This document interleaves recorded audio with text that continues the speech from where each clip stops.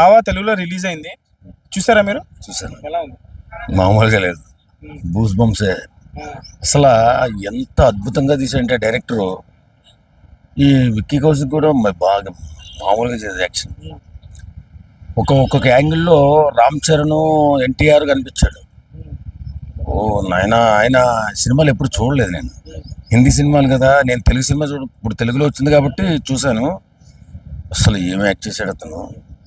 అంటే చాలా మంది ఏమంటున్నారంటే సార్, ఇప్పుడు తెలుగు డబ్బింగ్ అంత పర్ఫెక్ట్గా లేదు అని చెప్పేసి, అంటే మీరు హిందీలో చూడలేదు, డైరెక్ట్ తెలుగులో చూశారు కాబట్టి హిందీలో చూసిన వాళ్ళు కొంతమంది ఏమంటారు తెలుగు అంతగా సెట్ అవ్వలేదు అనేటువంటి అభిప్రాయం బయట వినిపిస్తుంది.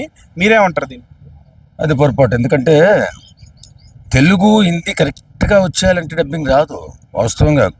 అవి కొంచెం వర్డ్స్ కొంచెం తేడా ఉంటాయి కాబట్టి తెలుగు పర్ఫెక్ట్లో వచ్చింది, చాలా బాగుంది, చాలా అద్భుతం.